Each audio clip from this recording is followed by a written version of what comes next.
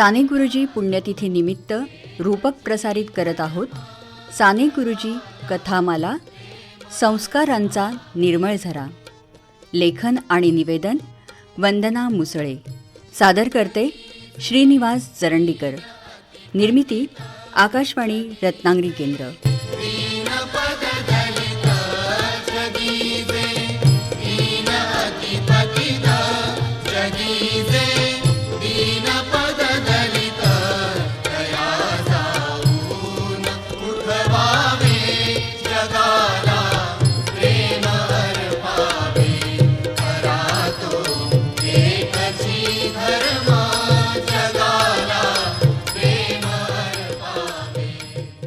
श्रोते हो, परमेश्वर एक सिद्धहस्त चित्रकार. त्याने कॅनव्हासवर काही अद्वितीय कलाकृती चितारल्या. Mahatma Gandhi, Abraham Lincoln, Mother Teresa, Martin Luther King आणि त्यातलंच एक सुंदर पुष्प म्हणजेच साने गुरुजी. एक विविधरंगी व्यक्तिमत्व, सुधारक, सत्याग्रही, क्रांतिकारक, शिक्षक, तत्त्वज्ञ, संत, जीवनाचे एक नम्र उपासक पांडुरंग सदाशिव साने. त्यांना विद्यार्थी आणि त्यांचे अनुयायी साने गुरुजी म्हणून ओळखत. साने गुरुजींचा जन्म 24 डिसेंबर 1899 रोजी रत्नागिरी जिल्ह्यातल्या दापोली शहराजवळ पालगड या गावात झाला होता. साने गुरुजींच्या विचारांचं प्रतिबिंब त्यांच्या साहित्यात डोकावल्यावर आपल्या दृष्टीपथात येतं. आजच्या केवळ व्यवहारी जगाला खरा धर्म त्यांनीच शिकवला. महत्त्वाचं म्हणजे गुरुजींच्या विचारांना आचाराची जोड असल्याचं दिसून येतं. साने गुरुजींची साहित्य संपदा अफाट आहे. राजकीय, सामाजिक तसंच शैक्षणिक क्षेत्राशी संबंधित त्यांच्या मनात जे विचार यायचे, भावनांचा संघर्ष सुरू असायचा, ते त्यांनी आपल्या लेखनातून व्यक्त केलं आहे. त्यांनी अनेक सामान्य घरगुती बाबींवर असे लेख लिहिले आहेत जे हृदयाला स्पर्श करतात. गुरुजींचा आवाज वृद्धांपासून लहान मुलांपर्यंत सर्वांचाच होता. त्यांनी तरुणांसाठी अग्रगण्य कादंबऱ्या, चरित्र तसंच वृद्धांसाठी निबंध लिहिले. साने गुरुजींनी विद्यार्थ्यांना स्वावलंबन आणि शिस्तीचे धडे दिले. 1928 मध्ये साने गुरुजींनी विद्यार्थी नावाचं मासिक सुरू केलं, जे विद्यार्थ्यांमध्ये खूप लोकप्रिय झालं. जगाला प्रेम अर्पण करण्याचा, दीनदुबळ्यांच्या सेवेचा नुसता विचार त्यांनी दिला नाही, तर आपल्या कृतीतून तसा आदर्शच त्यांनी घालून दिला. साने गुरुजी ज्या पद्धतीनं जीवन जगले त्याचं संपूर्ण श्रेय ते त्यांच्या आईला द्यायचे. साने गुरुजींनी त्यांच्या आईवर लिहिलेल्या श्यामची आई या पुस्तकामुळे ते अमर झाले आहेत. श्यामची आई म्हणजे जगातल्या सर्व मातांचं प्रतिनिधित्व करणारी माऊली. गुरुजींनी आणखी एक महान कार्य केलं, ते म्हणजे आंतरभारतीची स्थापना. सर्वांमध्ये बंधुप्रेम निर्माण व्हावं, द्वेष नष्ट व्हावा, यासाठी त्यांनी आंतरभारतीचा प्रयोग सुरू करण्याचा प्रयत्न सुरू केला होता. वेगवेगळ्या प्रांतातले लोक एकमेकांची भाषा शिकतील, त्यांच्या चालीरीती, परंपरा समजून घेतील, हा त्यांचा उद्देश होता. परंतु हे काम पूर्ण होण्यापूर्वीच 11 जून 1950 रोजी त्यांचं निधन झालं. गुरुजींच्या आकस्मिक निधनामुळे लहानांपासून मोठ्यांपर्यंत सर्वांनाच खूप मोठा धक्का बसला. पूज्य गुरुजी सर्वांच्याच स्मरणात कायम राहावे, यासाठी त्यांचं चालतं बोलतं स्मारक असावं, या विचारातून प्रकाशभाई मोहाडीकर यांच्या कल्पनेतून साकारली गेलेली कलाकृती म्हणजेच कथामाला. करी मनोरंजन जो मुलांचे, जडेल नाते प्रभूशी तयाचे, हे ब्रीदवाक्य असलेल्या अखिल भारतीय साने गुरुजी कथामालेचे अध्यक्ष शामराव कराळे यांच्याकडून आता ऐकूया कथामालेच्या विविध उपक्रमांविषयी. 11 जून 1950 रोजी पूज्य साने गुरुजींचे निधन झाले. गुरुजींच्या आकस्मिक जाण्याने गुरुजींवर प्रेम करणाऱ्या हजारो कार्यकर्त्यांच्या मनाला धक्का बसला. गुरुजींचे आगळेवेगळे स्मारक करावे असे गुरुजींच्या सान्निध्यात राहिलेले स्वातंत्र्यसैनिक प्रकाशभाई मोहाडीकर यांना वाटले. गुरुजींना मुलांना गोष्टी सांगण्यास खूप आवडत असे. मुलांना गोष्टी सांगताना गुरुजी देहभान विसरून जात असत. त्यांचा हाच वारसा कथामालेच्या माध्यमातून अखंड चालावा या उद्देशाने प्रकाशभाईंनी 24 डिसेंबर 1951 रोजी दादर येथे पहिली कथामाला स्थापन केली. मुलांना देशभक्तीपर गीते, संस्कारक्षम कथा सांगून त्यांचे मनोरंजन करणे हा उद्देश डोळ्यासमोर होता. प्रकाशभाईंनी संपूर्ण महाराष्ट्र, गोवा, कर्नाटक, गुजरात, मध्य प्रदेश इत्यादी राज्यात कथामालेचा प्रसार केला. आज कथामालेच्या काम 1250 शाळांमधून चालते. कथामालेतर्फे विद्यार्थी कथाकथन स्पर्धा, समूहगीत गायन स्पर्धा, श्यामची संस्कार परीक्षा, भावजागरण दिंडी, निवासी शिबिरे इत्यादी उपक्रमांचे आयोजन केले जाते. कथामालेतर्फे कथामाला मासिक छापले जाते. कैलासवासी मधु नाशिककर यांनी कथामाला मासिकाची जबाबदारी स्वीकारली होती. कथामाला मासिकाचे हे सुवर्ण महोत्सवी वर्ष आहे. मुलांना चांगल्या देशभक्तीपर गीतांचे गायन करता यावे यासाठी कथामालेच्या गीतमंचाचे काम सोमनाथ परब पाहतात. कथामाला कार्यकर्त्यांसाठी प्रतिवर्षी अधिवेशनाचे आयोजन निरनिराळ्या जिल्ह्यात केले जाते. अधिवेशनात विविध विषयांची भाषणे, चर्चासत्रे आयोजित केली जातात. कथामालेतर्फे अधिवेशनात बालसेवा पुरस्कार, उत्कृष्ट कथानिवेदक पुरस्कार व प्रकाशभाई मोहाडीकर स्मृती आदर्श शिक्षक पुरस्कारांचे वितरण केले जाते. कथामाला अधिवेशनातून कार्यकर्त्यांना कामाची दिशा दाखवली जाते. बदलत्या काळाप्रमाणे कथामालेने नवीन तंत्रज्ञानाचा उपयोग केलेला आहे. कोरोना काळात ऑनलाईन सभा, वार्षिक सर्वसाधारण सभा घेण्यात आल्या. यूट्यूबच्या माध्यमाचा उपयोग करून श्यामची आई, विज्ञान कथा, क्रांतिकारक व देशभक्तांच्या कथा साने गुरुजी कथामाला पुणे या यूट्यूब चॅनलवर प्रसिद्ध करण्यात आल्या. श्यामची आई संस्कार परीक्षा 2 वर्षे ऑनलाईन घेण्यात आली.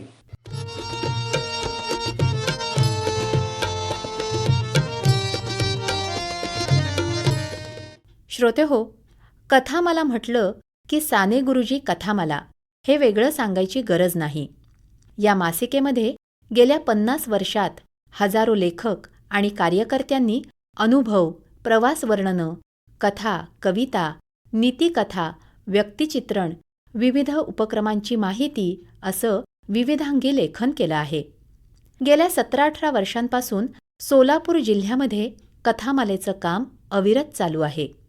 यामध्ये मुलांमध्ये वाचनाची गोडी निर्माण व्हावी यासाठी श्यामची आई पुस्तकाचं वितरण, सामान्य ज्ञान स्पर्धा यासारखे वैविध्यपूर्ण उपक्रम चालवले जातात. याच उपक्रमांविषयी जाणून घेऊया अखिल भारतीय साने गुरुजी कथामाला जिल्हा समिती सोलापूरचे अध्यक्ष अवधूत म्हामाणे यांच्याकडून. सोलापूर जिल्ह्यामध्ये गेल्या 17-18 वर्षापासून कथामालेचं काम अतिशय उत्तमरित्या चालू आहे. विविध उपक्रम राबवले जातात. विद्यार्थ्यांचं हित लक्षात ठेवून हे काम आमचं चालू आहे. साने गुरुजी कथामालेच्या वतीने दरवर्षी सामान्य ज्ञान स्पर्धा घेतली जाते. त्या माध्यमातून आजवर 1,00,000 विद्यार्थ्यांना त्याचा लाभ झालेला आहे.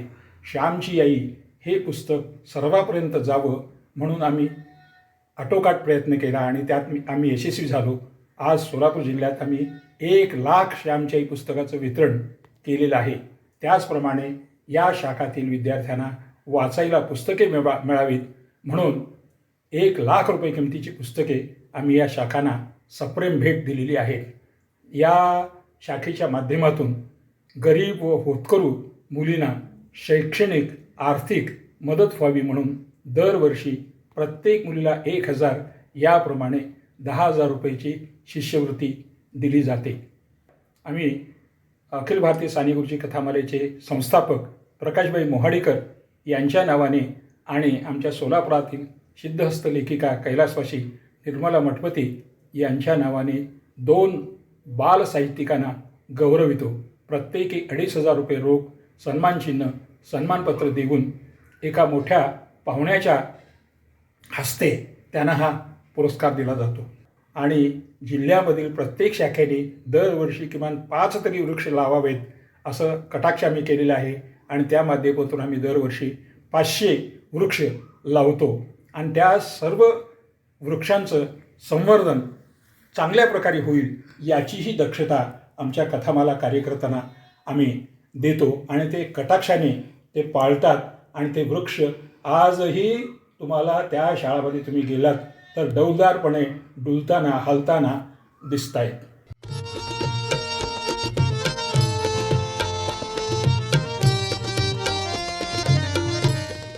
श्रोते हो, कथामाला हा उपक्रम कोकणात देखील 50 वर्षांपेक्षा अधिक काळ चालू आहे. राज्य शासनाने प्रत्येक शाळेत कथामाला सुरू करावी ही मागणी मान्य करून प्राथमिक शिक्षण विभागाने तसे आदेश काढले. कथामालेची कृतीशील केंद्र म्हणजे गावातली शाळा असं समीकरण झाल्यामुळे वस्ती पातळीवर असणारी कथामाला शाळेच्या वर्गात बंदिस्त झाली. त्यामुळे शिक्षणाचा एक अविभाज्य भाग समजून हा उपक्रम तो शिक्षक चालवतो. साने गुरुजी कथामालेनं हजारो शिक्षकांना कथाकथनाचं प्रशिक्षण दिलं. अगदी शालेय विषयसुद्धा कथेमध्ये गुंफून कसे सांगता येतील याविषयी मार्गदर्शनही केलं. ऐकूया याविषयी अखिल भारतीय साने गुरुजी कथामाला मालवण शाखेचे अध्यक्ष सुरेश ठाकूर यांच्याकडून. मुलं ऐकून बिलकुल घेणार नाहीत. तुम्ही जर तुमच्या तयारीनं उभं राहिलं नाहीत, ती कथा मला उद्या कथा सांगायची आहे तर रात्रभर माझ्या कथा डोक्यात पाहिजे. का त्यांनी वेळ द्यायचा, का त्यांनी ऐकायचं? मी असं कधीच सांगितलं नाही, मुलांनो गडबड करू नका, ठाकूर गुरुजी कथा सांगणार आहे असं तुम्ही सांगू नका. मुलांनी गडबड केली तर तोच दोष माझा आहे. श्रवणाची जी ताकद आहे ना मुलांची वाढवायची, ती कथा निवेदकावरती आहे. तुम्ही जर चांगली कथा सांगितलात ना तर मुलं ती ऐकणारच. मुद्दाम सांगतो, ह्या कथा मला ज्यांनी योगदान केलं, यावर्षी ज्यांचं निधन झालं ते बाबासाहेब पुरंदरे, मोठी नावं आहेत कथामालेसाठी देणारी. न्यायमूर्ती चंद्रशेखर धर्माधिकारी, प्राध्यापक राम शेवाळकर, यदुनाथ थत्ते, वसंत बापट, फार मोठ्या माणसांनी योगदान केलं. आणि महत्त्वाचं योगदान राजाभाऊ मंगळपेढेकरांनी केलं. आणि प्रकाशबाईंनी कथाकथन प्रबोधिनी काढली होती आणि गम केळकर त्याचे शिबिरं घ्यायची. त्याच्यात ते सांगायचे मुलांसमोर जाताना तुम्ही कशा तऱ्हेनं गेलं पाहिजे. आता तुम्ही जी मुलांची श्रवणशक्ती आली ते कथा निवेदक त्याच्यात तयार झालं पाहिजे. आणि दुसरं सांगतो, प्रत्येक शिक्षकानं उत्कृष्ट कथा निवेदक असलं पाहिजेच, तरच तो विषय कथाकथनाच्या माध्यमातून जाऊ शकतो. आम्ही प्रत्येक विषय कथाकथनाच्या माध्यमातून कसा जाऊ शकतो त्याची सुद्धा शिबिरे घेतली. भूगोल कसा शिकवायचा, त्याची सुरुवात कशी करायची, गणित कसं शिकवायचं, अशा तऱ्हेची आम्ही त्यावेळी शिक्षकांना ट्रेनिंग द्यायचो कथाकथन तंत्र आणि मंत्र या माध्यमातून.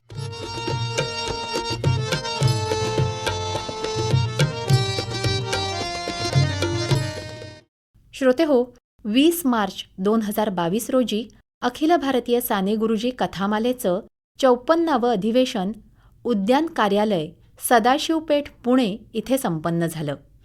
साने गुरुजी कथामाला पुणे शहर आणि अखिल भारतीय साने गुरुजी कथामाला जिल्हा समिती पुणे इथल्या ग्रामीण कार्यकर्त्यांनी अधिवेशन यशस्वी केलं. प्रमुख पाहुणे समाजवादी विचारवंत श्रीयुत पन्नालाल सुराणा यांच्या उपस्थितीत आणि कथामालेचे अध्यक्ष लालासाहेब पाटील यांच्या अध्यक्षतेखाली हे अधिवेशन संपन्न झालं. गोवा आणि महाराष्ट्रातून 160 कार्यकर्ते या अधिवेशनासाठी उपस्थित होते. गोव्यातही कथामालेचा विस्तार 1962 सालापासून सुरू झाला आहे. याविषयी सांगतायत अखिल भारतीय साने गुरुजी कथामाला गोवा प्रदेश अध्यक्ष पांडुरंग रावजी नाडकर्णी. 19 डिसेंबर 1961ला गोवा मुक्त झाला आणि त्यानंतर लगेच ऑगस्ट 1962 पासून गोव्यात अखिल भारतीय साने गुरुजी कथामालेच्या कामास प्रारंभ झाला.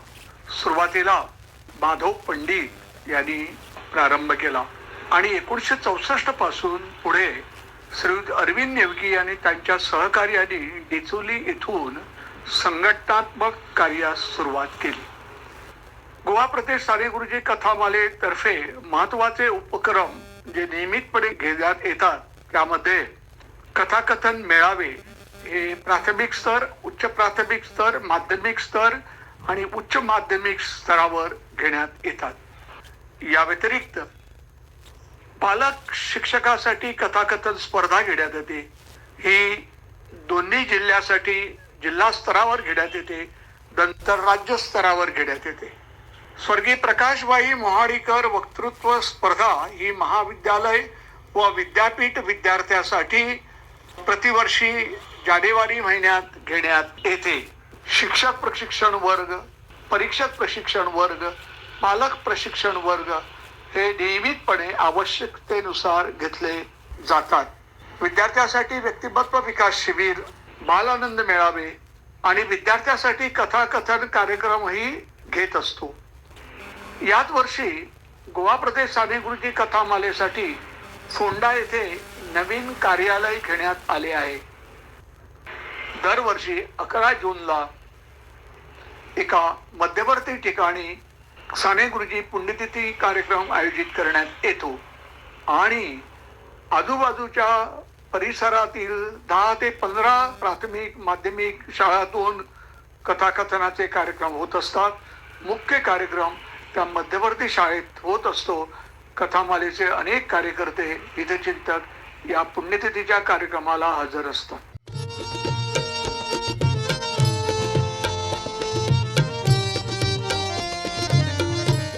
श्रोते हो, मृत्यूचा सल खोटा ठरवण्यासाठी गुरुजी म्हणतात, भारतीय संस्कृतीत मरण म्हणजे आशावाद आणि त्याहूनही सुंदर कल्पना म्हणजे मरण म्हणजे तेल संपत आलेला दिवा भरून आणणं, नंदादीप पुन्हा प्रज्वलित करणं. हा सुंदर अर्थ फक्त आणि फक्त गुरुजीच लावू शकतात. मरणाची कल्पनाही त्यांनी अगदी अलौकिकपणे स्वीकारली. गुरुजी समजण्यासाठी तसे सोपेच होते, पण किती विस्तीर्ण. त्यांना जाणून घेण्यासाठी सुदैवानं त्यांचं अनमोल साहित्य आपल्यासोबत आहे. खरा तो एकची धर्म, जगाला प्रेम अर्पावे, असं आपल्या साहित्यातून ठसवणारे पूज्य साने गुरुजींचं साहित्य हा जणू संस्काराचा झराच. पूज्य गुरुजींच्या संस्काराचा निर्मळ झरा अविरतपणे खळाळतो आहे साने गुरुजी कथामालेच्या रूपाने.